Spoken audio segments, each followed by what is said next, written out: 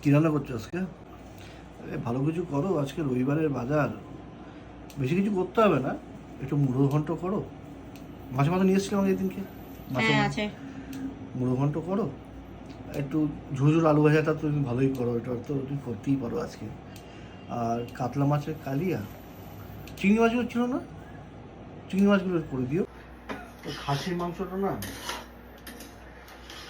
একটু কষা কষা করো। হসপিটাল ওই মতন বানিয়েও না, আগের দিন যখন বানিয়েছিলে।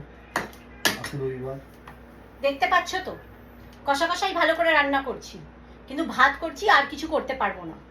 রবিবার কার? তোমার। আমার কি কোনো রবিবার আছে? শনিবার কার? তোমার। আমার কি কোনো শনিবার আছে? তুমি তো রবিবার দিন কোনো কাজ করো না।